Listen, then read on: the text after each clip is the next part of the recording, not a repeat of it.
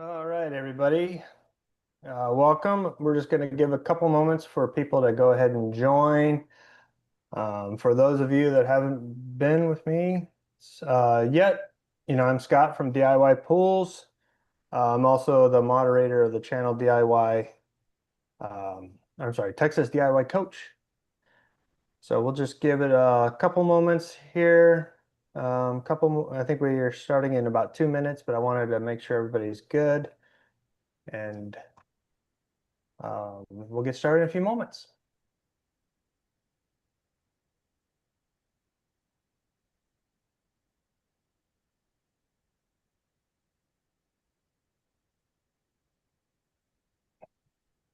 And just real quick, for those of you that are here with me, especially on screen, if you could just give me a thumbs up that you can hear me okay. Awesome. Thank you very much. New to technology, so having a great time with it.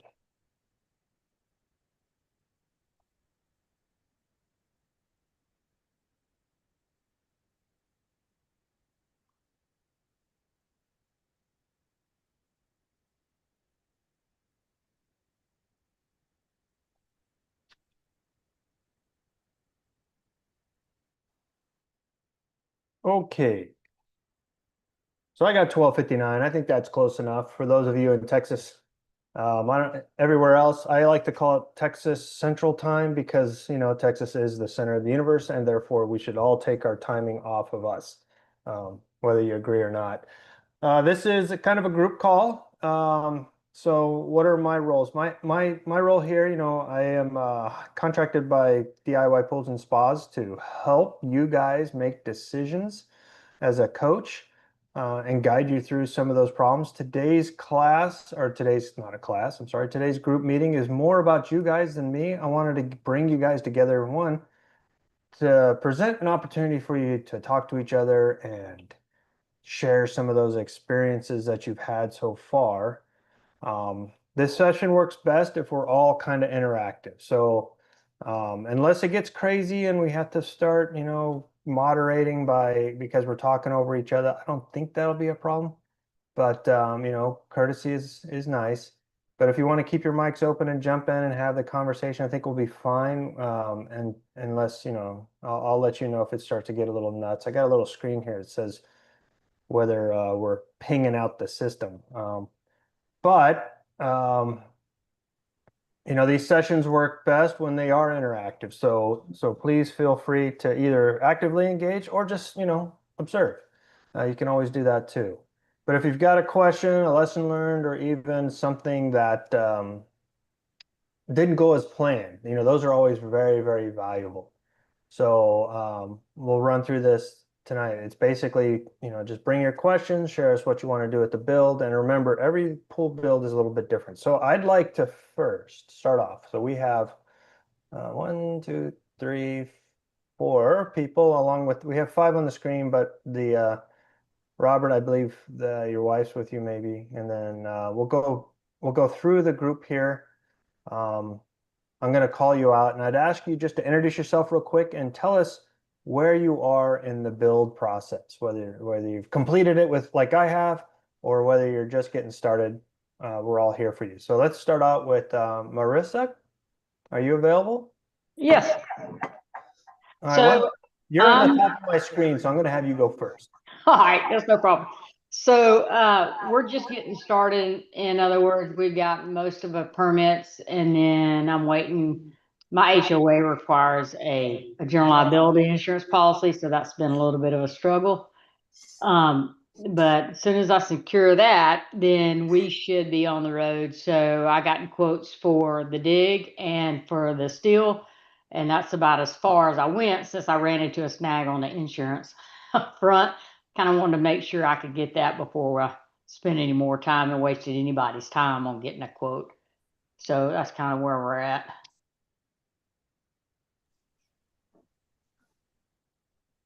Scott, you went mute. You're on mute.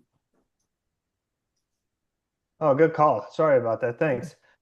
Build insurance is kind of unique. That's something a lot of people don't know what that is. Can you explain that real quick? Sure. So we built our house ourselves as well. So typically, when you do any type of building, especially if a homeowner association is you're dealing with that, what you get is builder's risk insurance, and then most of the time, builder's risk typically comes with an additional general liability insurance, which then your homeowner association is an additional insured, and what that just means that they're not going to be responsible for anything if something happens to a contractor or any work done on your property. So then they're not held liable and you can't sue them in essence. Right. And then it covers too for some issues that may go along on the build. It's typically not, normally you don't have to get it on a swimming pool install. So most of the insurance agencies I talk to were like, what? But evidently Yeah. our homeowner association is unique.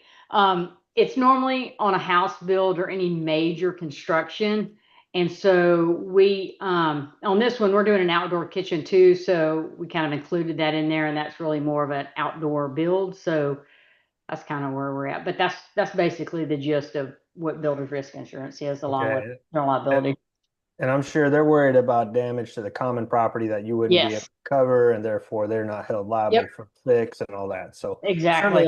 certainly understand it. Is it a huge cost for you, or was it a minor thing? This policy we're getting is a 6 month. You could do a 3 month, but that's just a pretty tight timeline. I mean, to get the pool from start to finish. I mean, I'd have to have everything lined up pretty well. So I went in with a 6 month, and 6 months is $1,200. Okay, So it's 1,200. not a huge expense, but again, it's an expense nonetheless I had to do that I didn't want to do. Yeah, that's a new shotgun for me, so that's a huge expense. All So right. otherwise, and it's delayed this a little bit. And so that was the biggest irritant too, is that, and a part of it was my fault. I just kind of dragged on and getting this started. And so now I'm like, well, let's go, because I want to do it before the heat of the summer and everybody else wants a pool too. Right. No, I hear you. All right, great. So we learned a little bit there. Let's go to, is it Dana or Dana? Yeah, Dana. Dana, how you doing, brother? What's your story? So I'm in Phoenix, Arizona, Right. and I'm Grew up about there. an hour and a half away from filling my pool up to the middle of my tiles. Oh, you're in that mode. Yes, we are Isn't it super. isn't it horrible that last like little bit? It just seems like it takes forever. Yeah. Well, we actually left. We went to Costco for a little bit and came back, so we didn't watch it. Great. So Are you filling it off your time. house supply? Did you choose that route? Yeah. So we have two spigots, one on each side of the Uh-huh. house, and got two hoses running. They've been running for since 8:30 yesterday, so almost done. That's not too bad. Not too bad, no. Oh, okay. Great. Any Then we've got our startup guy coming tomorrow. startup guys coming right away? Awesome. Wonderful. All right. So let's go to Deborah next. Hello, we are in Southern Florida. We are very new to the process. We are now trying to get the construction plan approval form completed.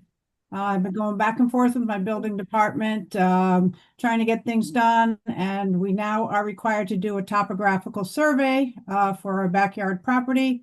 And they're 4 to 5 weeks out. So we've already pushed ourselves a lot further than we thought we would be, and now we're waiting now for this survey. I guess I'm looking for maybe things that people went through that maybe they wish they had known prior, as we are brand new to this. Robert is on here as well. He's my husband. And yeah, I mean, it's a little bit trying where we are, but I realize that we have to do it. And did anybody else have to do a topographical survey? I did not. Okay. No, I Andy? didn't. Not in Phoenix.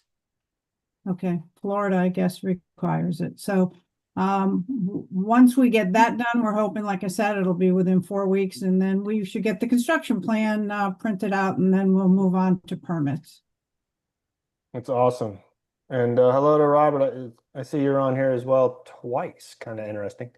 Oh, yeah, one of you dropped off, but so unless Robert, you want to jump in and show some talk in addition to what Deborah said? No, I think she's got it pretty much covered. Oh, smart husband there. Yeah. Don't. Yeah, he's going to be in charge of the contractors, okay? Yeah, That yeah. we've already made a deal about. So Robert and Deborah have taken advantage of my one-on-one coaching, so we've kind of gotten to know each other pretty well. And they've got a tough problem, so hopefully we can help them. Not a tough problem; they got a tough build, a much more complex build. But we'll see as a community what we can help with. So let's move on to Tara. How are you today? In Southern Utah, and I'm kind of at the same phase as Deborah. We just got our construction plan at the end of this last week, so we're going through it right now, hoping to be able to submit it with approval soon. So you have a HOA you need, or is it just No municipality? HOA. Refused to move into an HOA when we bought our house. So you're just dealing with the local Yes, well, municipalities. Okay. we're getting to that phase. So the construction Okay. plan hopefully will go smoothly and we can get moving. Awesome. Well, you have well, Dana's almost done, and I'm obviously I'm completed. So I'd say for our first kind of subject area, we'll go into what Deborah just asked. What are some things that you wish you had known before you started? Dana, do you have anything that comes to mind? Oh, I have a ton of things. The first one is make sure that your electrical panel will support what you're adding. Now, mine wasn't necessarily an issue with the pool pump, but we also added a spa, but not the one you're thinking of. We have like the hot tub, like the traditional out of standalone hot tub, and that requires double the amperage that the pool pump does. So I need a total of 100 amps, and it just so happened we'd only been in this house for a year, and our house had a solar system on it. And I didn't understand that when they did that, they derated my main breaker at my main panel from 200 amps to 175. And I had to come up with a way to circumvent that in order to get my permit, because the permit process from the city was like, you know, your house, your electrical panel can't handle all this stuff that you're adding. Since the solar, and the previous owner put the solar on, so I didn't know that that's what they had done. So that was the first thing. But the second, kind of the bigger thing for me, would be I got so excited when I saw the plans that came from DIY, right? And I'd made some changes. I leveraged the 2 changes that they allow you to make. And I didn't I paid some attention to like measurements of the pool. And my pool is very geometric. And it wasn't until after, man, I think they put the forms in, that I realized that one side of my pool had a certain measurement, let's call it 10 feet, and the other side had 8.5. And my intention was that they were even. And it doesn't bother me. It's still great. It still works the same way that I wanted to, but I wanted a very symmetrical, geometric pool. And I didn't realize that until like way too late. So my advice would be, if you've gone through even your 2 revisions, pay the extra, what is it, $150, get that 3rd revision, especially because what I learned is that these subs that come in, they churn out these pools like daily, right? And they're used to things working a certain way and being a certain way. They won't ask you. They'll be like, this is how high normal steps are to get into your pool. This is where return jets go, right? And if you change anything that's out of the norm, you have to like stay on them, or they're just going to do it the normal way. And the more that you have that in your engineering and in your design, the easier it is to go back to them and say, hey, look at my design. It says to do this. I know that's not the norm, but you know, you got to pay attention to my plans. But if your plan doesn't show it and you're like, hey, I told you the other day, da da da. I got in a couple arguments with a couple of my subs, and one was being just a complete ass, my excavator. And I had told him straight up exactly, because it wasn't until after my mason showed up, because we did a sunken seating area adjacent to with a shared wall with a bond beam wall with the pool. And my mason was like, hey, when you have your digger come out, have him just dig a straight up rectangle. And I had a couple of planters built in there. And he's like, normally what they'll do is they'll cut around that, right? And sure enough, I talked to him day one, and I'm like, hey, when you get to the pit, the sunken, I just want a rectangle.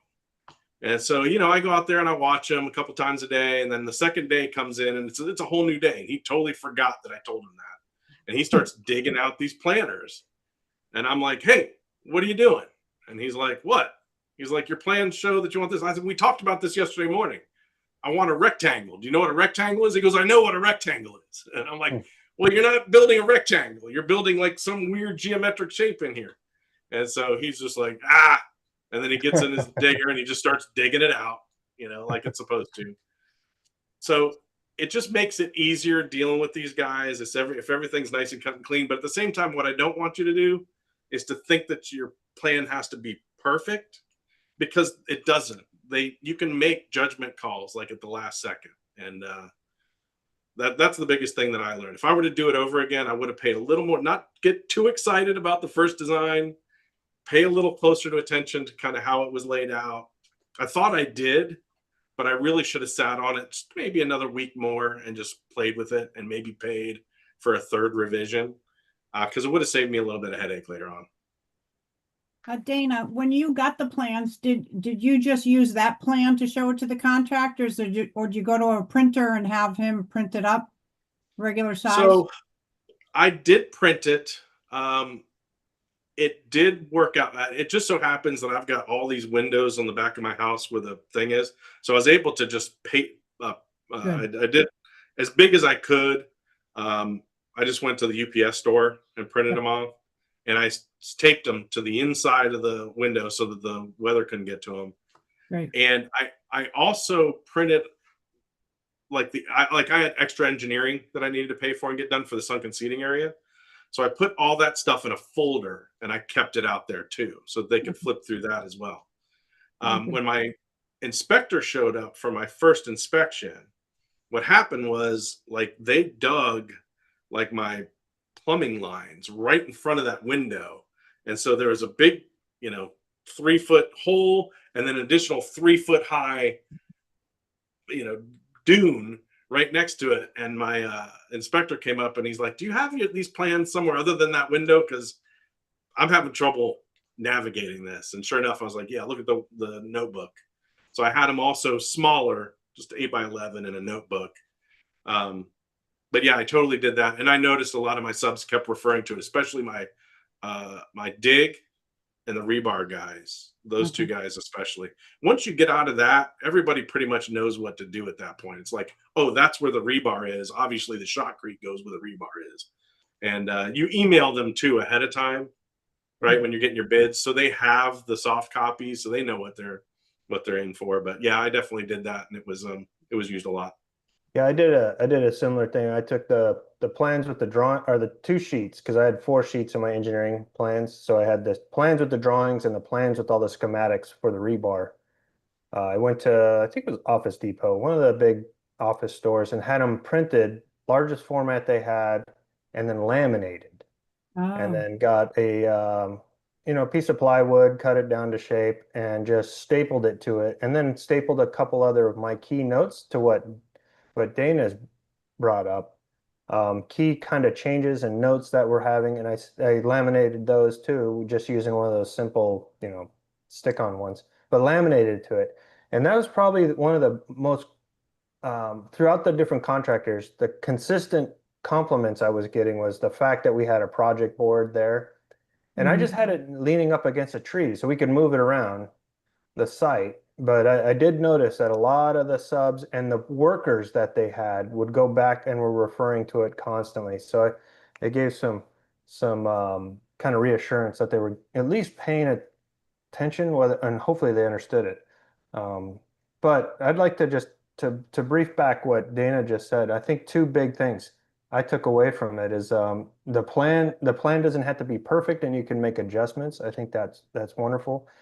And then he found the same thing I did, that, speaking with your subcontractors prior to the build or the work actually being done, having a sit down, not a sit down, but a meeting with them to go over the plan, to go over your expectations, and really baselining that information and your expectations and their expectations saves a lot of heartache later, and then clears an understanding. And so it's funny, I don't know, Dana, you could probably agree or disagree, but I think the excavation really sets the tone for the entire project.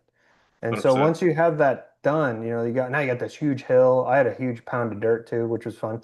But you have this kind of that relationship with that builder really sets the tone for the rest. And what I found with the guy I had, he even stopped something real quick to give me a call. I happened to be home at the time, so I just came out because he saw a potential problem and was comfortable enough in speaking with me. And then later, what I learned, you know, one of the misconceptions I had was these subcontractors, oh, they're going to be annoyed by dealing with unprofessionals, right? I had a preconceived belief that they believe we're unprofessional, therefore they're going to be annoyed by the process. But in talking with all of them, they actually loved talking with us. They loved the fact that we were so invested in the project compared to the general contractors that they normally do, that they can't get on the phone, that the guy barely cares. He's just working site to site. These guys really loved it. And they also loved the fact that they could see the joy in our response when we got through different phases and gladly handed them the final payment on whatever phase they were working on. Many of these guys today, I have an ongoing relationship with here in San Antonio because I do referrals back into our program, DIY, for them. And they're just great individuals. And I think the biggest surprise for me was that, as well as the fact that most of my tips and tricks and understanding on the trades and how to get the right people working the right project actually came from those guys and that relationship that I built with them. 100%. I'll add to that a little bit. You are the GC of your project, and they know that. And they also know that you're paying their bill directly, right? So don't be afraid. And a bit to Scott's point, yes, you do want to meet with these guys ahead of time. But I made sure, because the same people you talk to on the phone and or in person that are running the gig aren't necessarily the guys that show up and do the work, right? And so I made sure every morning to get out there and find the guy or girl who's responsible, you know, the foreman basically of that particular job, right? And go over, here's, you know, do you have any questions for me, right? And usually the answer is no. They'll make a ton of assumptions. And if there's anything that you're kind of on the fence about, would they understand this? Like, for example, the one that I have is this is one of the things I would have changed in my plan. My steps going into the pool were only 1 foot wide, and I wanted to make them 18 inches. And I didn't do that in the plan. I didn't do the change to the design for that. I basically just went to each of the subs, like the excavator. I'm like, hey, I want that to be 18 inches instead. And sure enough, I only had to tell them that once, and it was done. At the end of the day, I mean, it didn't look like 18 inches because, you know, they excavate differently, right? It's not exact. Like, they have to account for an extra couple of inches and stuff. So I was like, hey, are these going to be 18 inches? And he gave me a thumbs up. He's like, that's going to be 18. And then the rebar guys came out. And I'm like, okay, I need to make sure these stairs are 18 inches. Got you. Yeah. And they were 18. And then when the shotcrete guy came out, I was like, I need to make sure these steps are 18 inches. And that's why I keep saying it's because of the plan. If that was in the plan, I wouldn't have had to worry about it, right? But every one of those subs that came out up until shotcrete, I had to make sure that was the case. And none of them were bothered by it, right? Just like what Scott was saying. They're like, hey, I'm glad you're telling me now. So now that we've got this underway, and by the time I got to, we did finishing, we did the pebble on Thursday. And sure enough, I went out there and I'm like, do you have any questions for me? And they're like, they had already started working and prepping and everything. And they're like, nope. And I'm just like, okay, can I just ask you a question? What color, right? And what add-ons are you doing? And he repeated to me exactly what color that I had chosen. I mean, because this isn't the same guy that I was emailing, right? I was emailing a woman over email, and I was like, da-da-da-da-da. But you never know. If they show up, they could show up with a totally different color. You have no idea. So you just want a little verification. You know, what color are we doing? Aqua Azul. Okay. Did you bring some glass beads? Yeah, we're going to do blue glass beads. Did you bring some abalone? Yep, we're good. And then the only other question I had was I wanted, usually they put in white fittings, and I wanted light gray fittings. Yeah. And so I made sure ahead of time that I talked to them. I said, you know, do you have light gray fittings? They're like, yep. And I'm like, just make sure those are on the truck. And then I asked the guy at the beginning, I'm like, you got light gray fittings? He's like, yep.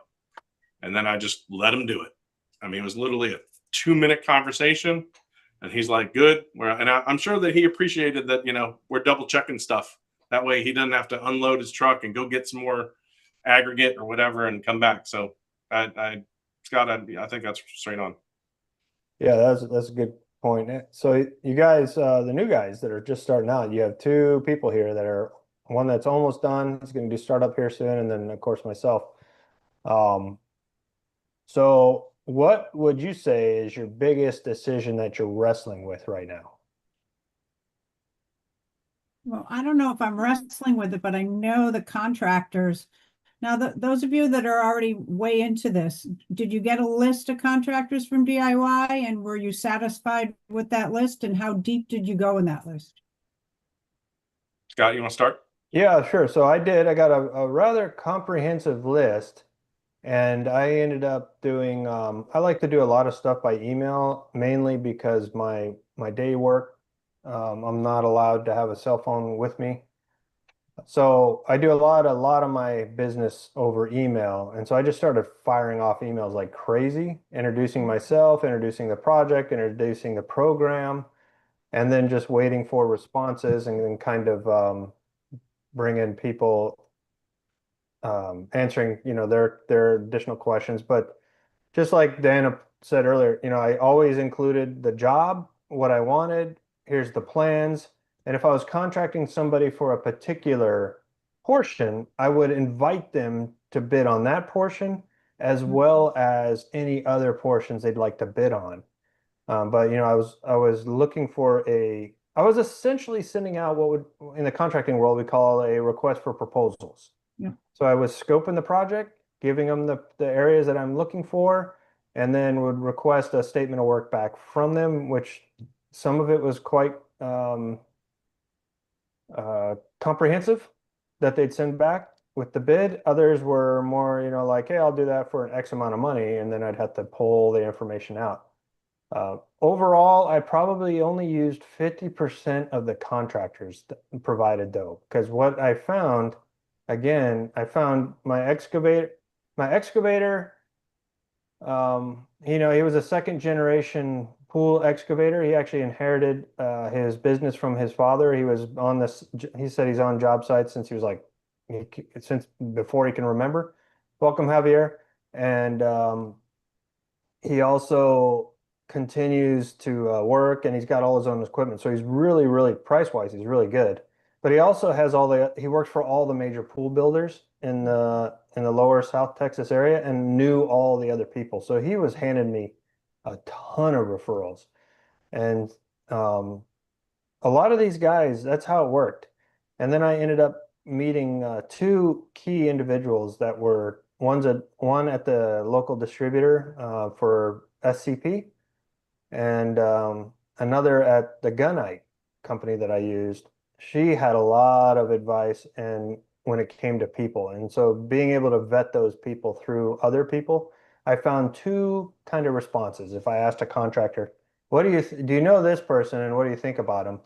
If I got a quick, enthusiastic, yep, they know what they're doing, I knew that they were okay. If I got the nod, then I knew something was wrong, because they won't talk bad about each other, because they're all working different jobs together, but they will talk good about the people they like, and then they'll just kind of like nod. So I found that to be very helpful. So to answer your question, long way around, about 50%.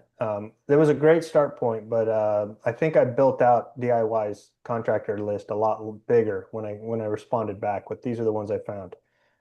2 on the contract list. This is what's very important about vetting. 2 on the contract list did get put on there at some point.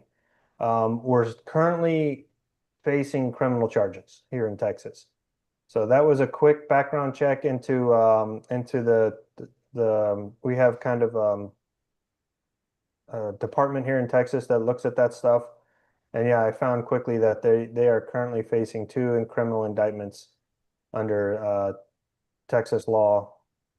Texas has some very strong laws that protect homeowners when it comes to contract building. So if they don't follow those rules, they can face pretty steep criminal indictments. And two of them, and this one guy was facing two of them. So he clearly got redlined on the list. Mhm.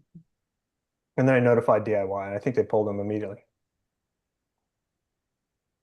Yeah, I had some similar experiences, some different. Mine was strange in that I found one of the suggested subs showed up under dig, electrical, plumbing, da da da da da. So when I submitted to that, I did the same thing that Scott did. I'm like, hey, if you do more than one of these things, go ahead and bid it all. What you really need to be looking out for is making sure that they quote everything separately, so that you can compare that to the other just plumbers or just electricians.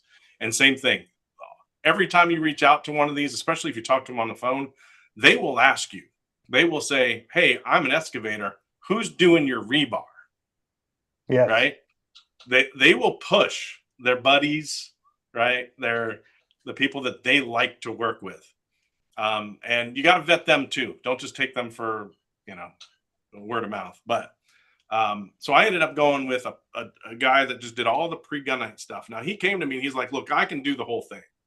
He's like, the problem is that my masonry work, my post gunite work, I'm inundated with pool companies. So I don't do DIYers. And the reason is because I just can't prioritize you. I don't know when I would ever fit you in and you get frustrated. But I can get you to gunite, right? In like 2 weeks. And sure enough, he did. So I went with him, went with the Shot Creek guy. I think I chose one of the ones that was on the DIY list. My problem with finishing is I couldn't find a plasterer. I only got one of the people on the list to return my emails and calls and give me a bid. And I felt like I kind of had to go with them. And I had them lined up for my entire process until I got to my mason. Now my project is, I had the pool, but I also had that sunken seating area. And I also had some raised landscape beds around. And I had 1,800 square feet of natural stone laid. So my mason work was like 5 weeks of my process. Turns out that my mason lives in the same neighborhood as my son. So we kind of hit it off. But similar story to what Scott had said, when my Shot Creek guy came out, he's like, hey, who's doing your, tile and coping? And I'm like, well, my mason's doing it. Who are you going with? A-Team Masonry. Now here in the Valley, they are like, they've got 5-star reviews. Everybody rants and raves about A-Team Masonry. So I'm like, and this is the guy that lives in my son's neighborhood. And he's like, he gave me the and I'm like, what? What's wrong with A-Team? I ran into a payment thing with him back in the day. It was a couple years ago. I'm surprised I know he's still doing work and he does great work. It's just, we had a payment thing. And I'm like, okay. So he shoots my pool and I follow up with a question for him because there's like water just sitting in the pool in the Shot Creek. And I'm like, hey, is this normal? And he's like, yep. He's like, by the way. And then he calls me and he's like, that masonry guy, are you still going with them? I'm like, yeah, what? And he's like, you might want to check to see if his license is still good. Now, remember I told you my situation was I had permit issues. That permit issue took me 10 months to resolve. So I reached out to these contractors 10 months prior to actually booking them. And right before I booked them, I double checked their rock licenses and their and all that. I double checked. And sure enough, everything was clear. Well, it turns out he's got his license is suspended. No. Because of this payment thing that the Shot Creek guy was talking about, right? And so I'm knee deep with this guy and I'm like, hey, listen, what's up with this? And he calls me and he gives me the lowdown. And he's like, out of principle, I'm not paying it. He's like, the way it worked, and he's like, he even said, it's my fault. That's something to do with, he did a job. He was doing like the whole pool. And then they came in after and said, hey, let's do a kitchen and pergola. He's like, cool. So he does it, gives them a bill at the end, and it's $25,000 more than they expected. Well, that's because he never kind of took a step back and said, okay, here's what the kitchen and pergola is going to be before he started moving on with the rest of the stuff. And so they sued him, and then they got their money from the licensing company. So I'm like, oh man. And he's like, listen, he goes, I might not be licensed, but if you want to walk, you can walk. I ended up doing the work with him. But what I did was I arranged a situation. What I did was I was like, listen, the only thing about licensing is that I can go get some money if I need to, if you guys do a terrible job, or whatever. So I'm like, so here's what I'm going to do. I'm going to pay for all the materials outright. So you don't have anything to do with materials. I said, I'll give you, my masonry job was like 60 grand. I said, I'm not going to give you 50 up front, 50% rather. I'll give you 10 to start. And like, as you progress every week, I'll give you another 10. And so I'm only going to give you money as and when I see things finish. And he's like, if that's the way you want to do it, I'm good with that. And sure enough, it worked perfectly. It was like, I was only giving him money, and he did a phenomenal job. If you saw my backyard, it's like a resort. It's ridiculous. But those are some things. It's just, and he's the guy too. He's one. I had two guys come up to me and say, who's doing your pebble? And I'm like, what does it matter? But I got this guy lined up. And the guys that were rated, 5-star rated, they're like one of the best companies in the Valley. And there's like 2 or 3 top companies in the Valley. And he's like, you got to use my guy. And I'm like, I hate it when you say my guy. Who is this guy? And he's like, you're going to save all sorts of money. I'm like, I don't want to save money. I want a great finish on my pool. And he's like, you'll get a great finish on your pool. And so like at the last minute, I hadn't signed anything with my plasterer. No deposit was given. And like at the very last minute, I'm like, sorry, I'm not going with you. And they're like, cool, whatever, we're moving on. I ended up saving $6,000. I mean, it was the difference between like $16,000 and $10,000. And I'm thrilled with the finish job. So that's the other kind of cool thing about this. I kind of mentioned it if you were on the last DIY call. One of the cool things is that you can do this. If you want to pivot last second, you totally can. I probably wasted like 3 or 4 days because I would have been on the other guy's schedule to come out like a day or two later. And here I had to wait a week, but totally worth it in my opinion, because I was able to add the glass bead and the abalone and get everything that I wanted. And I saved like 5 or 6 grand. Yeah, that's very interesting, Dan. I had an almost identical experience. My mason phase was the most difficult, frustration part. Yeah. But we were going back and forth on who owed what money and phase, and it took 4 weeks longer than supposed to. Not as much stone as you did. I had 1,500 square feet of natural stone that needed to be cut Pretty damn in. close. But yeah, at the end, he did bring up, hey, I got a plaster guy that could help you out with your plaster. And I was kind of the same way because I was just frustrated with this guy. And I'm like, okay, whatever. And the plaster guy did show up, and he saved me a significant amount of money the same way. Young guy, hustler, got his crew in there, did a phenomenal job on a rather big pool. So I will echo your comments there. Real quick, Javier, thanks for joining. You want to introduce yourself real quick and tell us where you are in the phase? Yeah, Javier here in San Antonio. Kind of connected with Scott a while back. Had some delays in my project just with HOA stuff and just, make sure I had the right money saved up. But I officially kicked off 2 weeks ago, finishing up excavation on Monday, and then roll it into rebar and plumbing this week. Any things as you started out, what was your biggest surprise so far that you've encountered? Just the amount of knowledge I needed to gain to understand the phases of everything, make sure I really understood what needed to go into these key steps or each phase. Even now, I'm still just doing extra research on top of what I previously learned a year ago, just to make sure I'm kind of knowing what to do. Like you guys were saying, vetting the contractors, big piece. I kind of got lucky. I'm liking him so far. I found a contractor who pretty much does the majority of the work himself as well. And what we kind of agreed to is I'm paying all materials, and he's giving me a price for labor, and we're just kind of rolling phase by phase that way.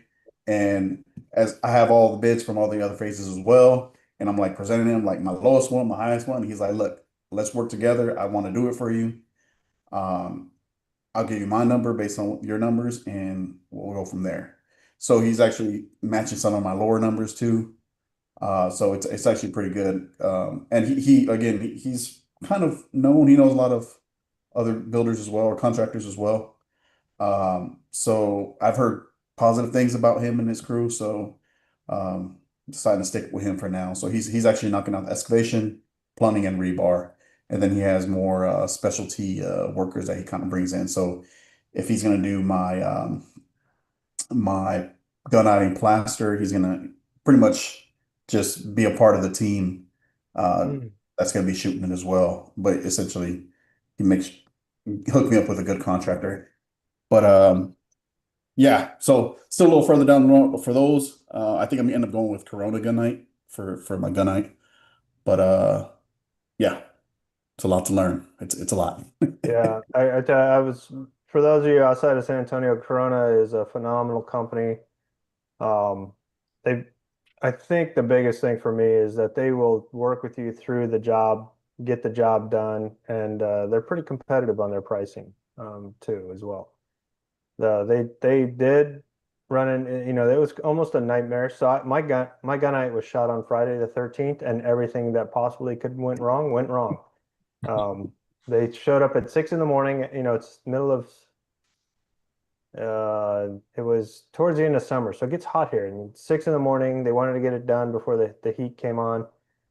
Trucks broke down. So we had some trucks get stuck. And so they were at it until midnight and then actually came back the next day and then followed up 2 days later. Because, shooting gunite at night, they'd set up the lights and everything, but shooting gunite at night is just not the ideal. So they had to come back in and do some repairs and some corrections. Yeah, to Dana's point, they actually ended up, one of the last things they do is shoot the stairs. And they shot them super, super shallow. So I think it was under a foot. And I came back, I'm like, no, plans called for 18 to 24. I want 18 to 24. And why I say that? Because they kind of got bigger as they go down. But they came back and fixed it all. And that's a beautiful thing about gunite versus shotcrete is you can do that. You can spray over gunite with no issues. But really, really, I think you'll be super excited, Javier, with gunite. And Yeah, it's a big job. I think it's gonna be she's just a phone call 75 away. to 80 yards. Yeah. But anyway, fun Yeah, fun Scott, time. I'd be Sounds like you're interested to having a know. blast. Yeah, I'd be Go interested ahead, to know man. your experience, and maybe for the benefit of everybody here. When it came to mine was pretty spot on.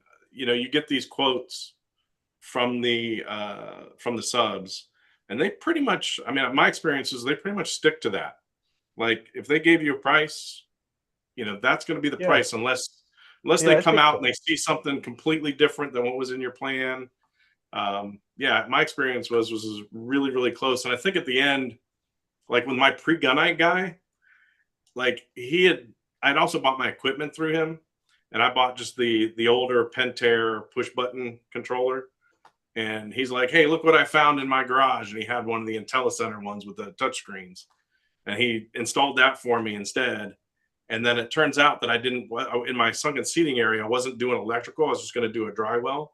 And so there was like kind of like he had to do a little extra work on some footers, but and he got this. And then he didn't do a couple things that I kind of pulled out, and we were settling up at the end. And he's like, "Do you just want to call this even?" Right. It was just like, we had to do some extra work on these footers, and I gave you this extra panel, but I didn't do your electrical for this, and I didn't do this little extra thing for that. You just want to call it even? And so we just looked at the numbers and we're like, yeah, I'm good if you're good, and just kind of walked away from it. But my experience has been that. What was your experience with numbers? Yeah, for me, it was pretty. The only time it went higher was the mason, and that's where the frustration came in. He way underestimated the amount of stone needed, and then he underestimated the labor costs. And really, his problem was his crew. So that I fought him to death on the labor. I was like, no, I'm not paying you anything more on labor. Your lack of managing your crew that is basically working 4 hours a day because they kept taking breaks is not my concern. That's your concern. Um, and we went round and round. And in the end, it's the funny thing is though, even though we were all but, bringing we still parted as associates and a friend, but definitely an associate. And we talk to this day. He went from doing driveways and decking and that, and he's broken into actually doing his own pools. And so he sends me updates and it's hilarious. He's got his own kind of small business going. So I commend him for that. He needs to be more, he's a young guy again. Let's just tell him you need to be more active with your crew and, tell them what you expect. And if they're not working hours you expect, you have to fire them. That's how it works. Yeah, I had the I same got him coming exact out this experience. week. Yeah. Yeah, my mason was exactly the same. They estimated 3 weeks, took 5. Yeah. It doesn't, it's whatever. Yeah, because we had a master. Underestimated some material. Material's different though. I mean, I know it's the material's the material. Whether it Right. covers it or it doesn't, I got to cover that cost. Although he did kind of mess up one of my lines. I've got, like I said, a geometric pool, and he messed that up. And he was like, "I'm going to cover that that material cost. Don't worry about that." But yeah, even though he took 2 weeks longer, he never asked me for another dollar for labor. And we talked about it frankly, about I can't believe these guys didn't show up today, or they showed up for like 2 hours and did nothing and then left. And that was the frustrating part is the crew that. Yeah, I mean, wish I had that. I had how am I supposed to cover labor for another week? I'm like, Right. yeah, I don't know. That Not my sounds like a problem. difficult problem for you. But I've already ordered 2 more pallets of travertine. I think it's been waiting on them. But that was Can you the guys only talk other a little thing. bit about that? Ordering all of your items that we need, and when do we pick them out? And do we Yeah, order it? Do they order it? How does that work? So I find there's 2 kind of ways to do it. Well, picking out your items, you should be doing that pretty soon. As soon as you get your design settled, you're gonna Can't do that wanna too early. you're gonna want to go to the different local places that you have available to you. If you need to do a trip to NPT tile, if you want to send me an email or a message on, I can set you up with the local distributor to get in there, and then they have kind of some tile consultants that'll go through all the different tiles and surfaces and coping and all that stuff. And you can actually take samples away. So they'll give you all that and you can take it home and look at it and stare at it and you know go through all the different comparisons based on cost and whatnot. Where are You'll they second guess located? yourself. You'll Well, I second have to guess look it yourself up. 100 times. I have to look it up for you. That's why I say if you just give me a DM, I'll look it up for you and get you your local one. They're nationwide. It's just so NPT is part of the SCP Corporation that does tile. National Pool Tile is a subsidiary underneath them. So I just got to find the distributor for you and then tell you where to go and what to say when you go in there. Because it's not a place that's open for the general public. You have to be a contractor unless you're sent in by a contractor that is doing work for you. So I'll tell you the secret code words to say when you go in there to get the service you need. But generally, if you choose your tile contractor will have a contract with them, and they can arrange you can bid jobs out that way, and it kind of protects you. You can bid it out where I will pay for all materials. And what that does for you, it kind of protects you. If this person ghosts you, you own all the materials. You just got to find new labor. And unlike Dana, he's a little bit more kind. If you were doing a materials labor job for me, I was paying for all labor, and that was considered your down payment. I was not going to down payment labor. I was going to do a final payment on completion, unless there were 2 jobs. The masonry one where you had to prepay for some what's called general help, basically workers, and no, that was the only one. Workers to come in. Imagine as you're doing basically regrading and setting forms and all that, your labor costs they like surged in there because there was like 12 people here working those weeks. So he needed a little bit down for that. But all the materials you can buy. A lot of the contractors, especially here in Texas, prefer that because then they don't have to open up a fiduciary account for you. and you just purchase all the materials and have them drop shipped to your house. A lot of these companies will do that. So we have here in San Antonio, we have two big tile distributors, and then we have Floors and Decor. I found was a very good supplier of like natural stone, and had that stuff delivered. And a lot of these companies, you can go open up pro accounts for without even owning a business. You just tell them you want a professional account. So Floors and Decor is one of those. Home Depot, Lowe's, or both those. You can get 10% savings just by saying you're a professional. And you just sign up and get an account. But a lot of these things, I always wanted to go, I'll buy the materials first. So when you're asking your contractor, I like my plumber, Benito Lopez, phenomenal dude. I said, I'll buy all materials, you provide labor. And he's like, okay, that's perfect. And then my second question is, do you have a distributor you prefer? And do you want to set the order and have me pay for it? And that's what he would do. He put in the order. I called him up, gave him the credit card information, and then all that material for this particular company, Heritage, was drop shipped right to the house and waiting for him when he got here. That's all handled. And usually on shipments over $500, these distributors will throw the shipping in for free because they have this little network of trucks.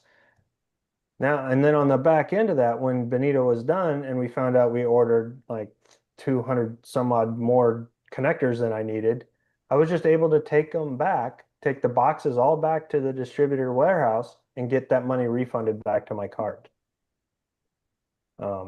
Same thing with the tile. Tile I was able to take back. You know, of course, I kept a couple repair samples back, but the box that we didn't use, I was able to take back and get a rather sizable amount of money back. So it's a way to protect yourself because you're not owning anything. You don't or you're not risking any money or spending on materials. The materials are yours. I had only one contractor that would not do that, and that was my rebar guy. And it actually made me nervous because he was, was all in. I'm going to buy the rebar. I'll come in and install it and you pay me. And then I'm like, I was really not comfortable with that until he said, I don't expect a dime until I'm done. And then I was like, golden. So he was taking on all the risk. And in fact, he was a really good guy. He was there. He showed up early during the day to talk to the excavator to get the job specs. He did that, and then he stayed. And then the plumber did the same thing with the rebar guy. So everybody was kind of talking to each other. It was really a phenomenal experience. And then when my rebar guy showed up, I could tell he was annoyed about something. I asked him, and he said the job he just came off of, the guy just shorted him $3,000 off a job, which, I think I only paid $6,000 for the rebar. So I'm like, holy crap. And then I asked him, and I said, you need a down payment to cover your expenses? Because I know he has people that he has to pay. And he said, nope. I got it. And he just went on and got it done. So I'm a big fan of that pie. Pay for the materials yourself and then have the rest of the bid come off of labor and then pay that at the end. So sum it up right away on deciding as fast as you can, and then don't be afraid to change. I changed my mind twice, and by I mean me, my wife changed my mind twice, and then we had a big decision that we changed after we started talking to the contractor that did the masonry work. We originally were going to do concrete decking, and he talked to us and talked about travertine, and we were saving so much money through the DIY program that we ended up just spending all our budget. We maxed out our budget, but we have a resort quality pool because of it. So that was a decision we made. We were going to spend this money anyway. Let's just make it all the way. So it's often when people say, did you save money going through the program? I do hesitate because no, I spent my pool budget, but I got so much more of a pool than I would have any other way. I'm in the same boat. It's exactly what we did. I just wanted to make sure I was getting great value for my dollar. That's the way I would put it. And I feel like I did. And by going through the program, being the GC, I felt like I was active in it. People ask me all the time, they're like, would you do it again? I said, I would 100% do it again. Because even if I hired a pool builder, I would still want to be as involved as I was with the builder as I was with this process. Well, I gotta commend you, Dana, because I'm retired now, but by trade I worked in a heavy construction and excavating field, and what you doing and how you reacted with the contractors is exactly the way you need to be, especially when it comes to the excavation and the digging, the beginning process, like you said. That's going to set the stage for the whole job. So if that's not right, you need to be on top of them 100%. And there are times when you're going to feel like, hey, maybe I'm being a pain in the neck, but no, it's your money. You're in charge. It's your job, and you're paying them to do what you want. So that's real important. You've been, everything I listen to you've been very involved in every way. And that's exactly, in a project like this, that's how you have to be. And believe it or not, the contractors appreciate it because they don't want to get it wrong.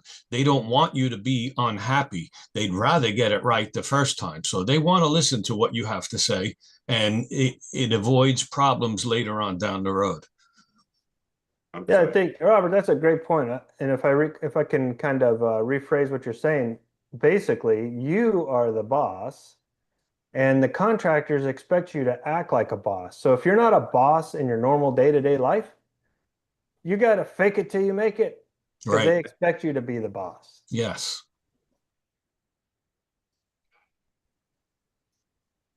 Yeah, the thing I had going for me though is I am a certified PMI project manager.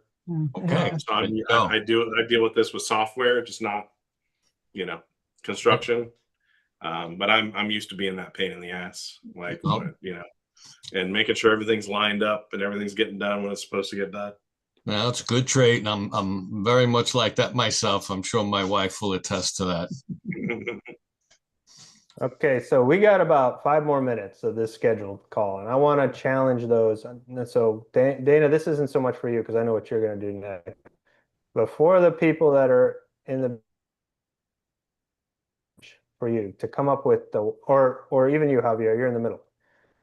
What's one action you're going to take this week that moves your pool project forward?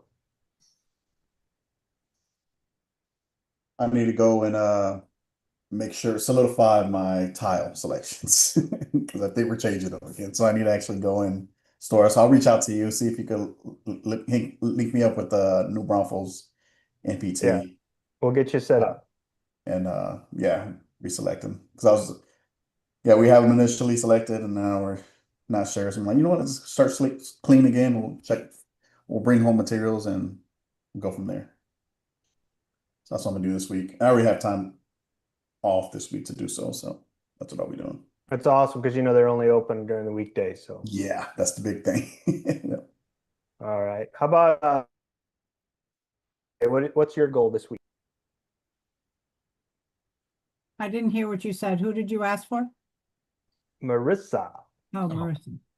Oh, I'm trying to tie up my loose end of insurance. That's the big one. Once I get past that, then it's just HOA, but I've got everything for that, and that shouldn't take more than a week. So after that, probably hopefully start to get everything lined out and start to do. I'm not really concerned about as far as really it's the insurance is my biggest hurdle right now. But I think I've got it. All right. How about Deb and Robert? I think you got me excited about going out and looking at tile and colors. I mean, he's coming to Florida in a week, so we will have time to do that together. So I believe that because I got to wait for the topographical survey. So we'll do that. Well, I'm not sure if she's jumping the gun a little bit with the tile. We don't even have a permit yet, so we know we're pretty far down the line for that. But as far as getting things going right now, unfortunately, we're in the waiting stage with the township and the permits and the survey and all that. But we're ready to move along. We're ready to get it, in high gear, and unfortunately have to wait for them before that can happen. Okay. Well, I would disagree, Robert. I think it's never too late to look at or get tile. Oh, yeah. But with you. Wasn't a fan of doing it just because it's Okay. just boring to me, but let her go look at tile is what I'd say. Um, Tara, what about you? We need to get our construction plan approved, and then I'm excited to start looking at tile. I already have been online trying to come up with ideas, but I want to get my hands on some and then get Okay. through engineering. And I think if you reach out to NPT, if they have a website that you can actually download an app and look at, they'll like have all the tiles and stuff, or an app or a website, something like that. My wife was doing it when we went by the NPT distributor. They actually have a book they'll give you too. A lot of neat resources. So, all right. And with You that, mentioned the travertine. Was it worth it? Are you happy with it? yes, 100% happy with it. Yeah, came out phenomenal. It's night and day difference from I don't know what concrete. Yeah. yeah. Yeah, I just love it. It's the wow factor. I mean, the pool is kind of big anyway, so the pool is in itself a wow factor, but when you really get up on the deck and you're standing on this beautiful travertine, um, it's just phenomenal. So from a Texas Sun standpoint, pretty good. Handles pretty good. Keeping it not, I'm not cooking eggs on it like you would in Phoenix. Um, That's with why I went concrete. with marble. It's a much lighter color. Yeah, So I went with leathered marble. That's gorgeous. It's a silver marble. It's very great. nice. And it Very doesn't get nice. hot at all. It's gorgeous. Yeah, I was concerned about the heat, so that's why I'm looking into that. 'Cause I'm in southern Utah, so we're like Las Vegas heat. So Okay, we're yeah, triple digits. that concrete can get dangerously hot. So the travertine does not. It does provide, it can get a little slick though. So watch the little ones when they're running around on them. But supposedly there's an additive kind of finish you can put on it too to stop the slickness. But I love it. I think it's a great compromise for the expense wise. Marble is the next tier up. That's the Lexus. I got the Toyota.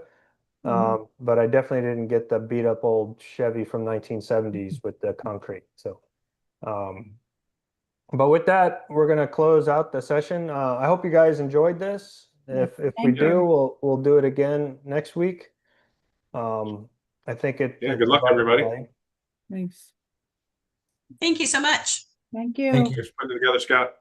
Take Bye-bye. care, guys.